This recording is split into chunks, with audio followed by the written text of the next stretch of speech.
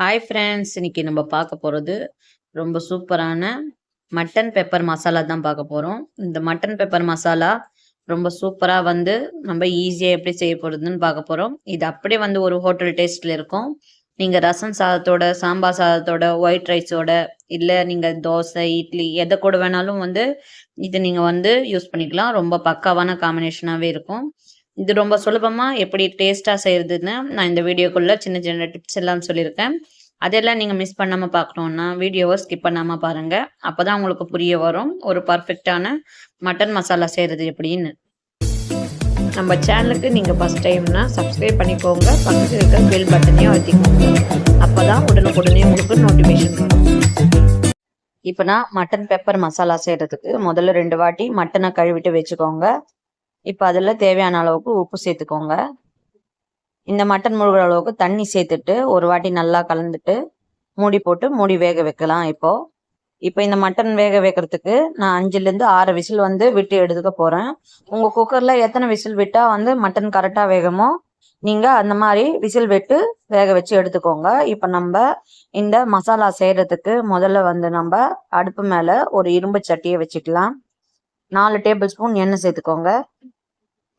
எண்ணெய் சேர்த்துட்டு எண்ணெய் நல்லா சூடானோடனே பட்டை, ஏலக்காய், ஒரு மராத்தி மூக்கு, கொஞ்சம் கல்பாசி சேர்த்துட்டு கொஞ்சம் லைட்டாக பொரியிற வரைக்கும் வெயிட் பண்ணிக்கோங்க.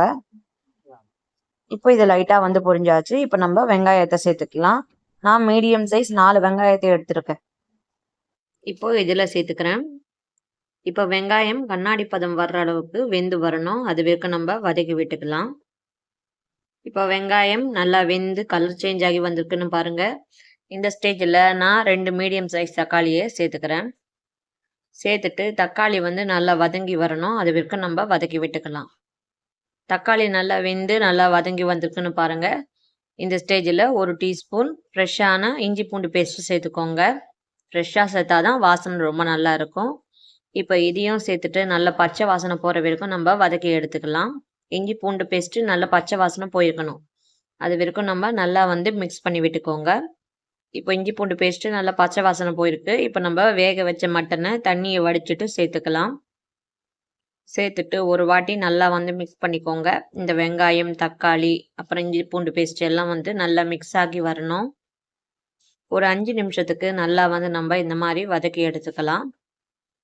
இப்போ ஒரு 5 நிமிஷத்துக்கு நம்ம நல்லா வதக்கியாச்சு. இப்போ நம்ம மசாலா பொருட்களை எல்லாம் சேர்த்துக்கலாம். முதல்ல நான் 1 டீஸ்பூன் கரம் மசாலா தூள் சேர்த்துக்கலாம். 1 டேபிள் ஸ்பூன் மிளகாய்த்தூள், 3 டேபிள் ஸ்பூன் தனியாத்தூள், 1/4 டீஸ்பூன் மஞ்சள் தூள் சேர்த்துட்டு நல்லா மிக்ஸ் பண்ணிக்கோங்க.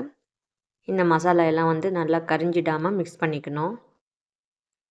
இது எல்லாமே நல்லா ஒன்று சேர்ந்து நல்லா கலந்து வரும்போது இந்த மசாலாவுக்கு தேவையான உப்பு சேர்த்துக்கலாம். சேர்த்துட்டு ஒரு வாட்டி நல்லா மிக்ஸ் பண்ணிக்கோங்க. இப்போ நம்ம மட்டன் வேக வச்ச தண்ணியை சேர்த்துக்கலாம். ஆல்ரெடி நம்ம மட்டனில் உப்பு போட்டு தான் வேக வச்சிருந்தோம். அதனால் நம்ம பாதி உப்பு தான் இப்போ நம்ம சேர்த்துருக்கோம். இப்போ மட்டன் வேக வச்ச தண்ணி உங்களுக்கு எந்த அளவுக்கு வேணுமோ நீங்கள் அந்த அளவுக்கு சேர்த்துக்கோங்க. உங்களுக்கு இந்த மட்டன் மசாலா கொஞ்சம் திக்காக வேணும்னா தண்ணியை கொஞ்சம் கம்மியாக சேர்த்துக்கோங்க. நீங்கள் இந்த மட்டன் வேக வச்ச தண்ணியே வேஸ்ட் பண்ண வேணாம். குழந்தைங்களுக்கு நீங்கள் சாதத்துலேயும் பிசைஞ்சு கொடுக்கலாம், இல்லை சூப்பாக கூட கொடுக்கலாம். உங்களுக்கு ரொம்பவே ஹெல்த்தியாக இருக்கும். இப்போ ஒரு 10 நிமிஷத்துக்கு இது நல்லா கொதிச்சு வரட்டும். நல்லா கிரேவி மாதிரி எண்ணெய் பிரிஞ்சு வரும். அது வரைக்கும் கொஞ்சம் கொதிக்கட்டும். கடைசியாக நம்ம கொஞ்சமாக கொத்தமல்லி தூவிக்கலாம். 1 டேபிள் ஸ்பூன் அளவுக்கு மிளகு, ஜீரகம் ரெண்டுமே சேர்ந்த மாதிரி 1 டேபிள் ஸ்பூன் அளவுக்கு சேர்த்துக்கோங்க. அப்போ தான் நல்லா காரசாரமாக இருக்கும் நம்மளுக்கு. சேர்த்துட்டு ஒரு வாட்டி நல்லா மிக்ஸ் பண்ணிக்கோங்க. அவ்வளோதான், நம்ம மட்டன் பெப்பர் மசாலா ரெடி ஆகிடுச்சு. பார்க்கவே நல்லா கலர்ஃபுல்லாக இருக்குன்னு பாருங்கள்.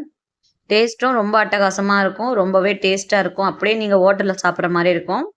நல்ல சூடான ரசம் சாதத்தோட இந்த மட்டன் பெப்பர் மசாலா நீங்கள் சாப்பிடும்போது உங்களுக்கு ரொம்பவே சூப்பரான ஒரு ஃபீல் கிடைக்கும். கண்டிப்பாக இந்த மட்டன் பெப்பர் மசாலாவை நீங்களும் செஞ்சு பாருங்கள். ஆல்ரெடி நம்ம சேனலில் நிறைய விதமான நான்வெஜ் ரெசிபி போட்டிருக்கேன். அதையும் செக் பண்ணி பாருங்கள். இன்றைக்கி பார்த்தா இந்த மட்டன் பெப்பர் மசாலா உங்களுக்கு ரொம்பவே பிடிச்சிருக்கும்னு நினைக்கிறேன். பிடிச்சிருந்தா இந்த வீடியோக்கு ஒரு லைக் கொடுத்துட்டு குக்கிங் வித் ஜோதி தமிழை சப்ஸ்கிரைப் பண்ணிக்கோங்க. இன்னொரு நல்ல டிஷ்ஷில் சந்திக்கலாம். தேங்க்யூ, பாய்.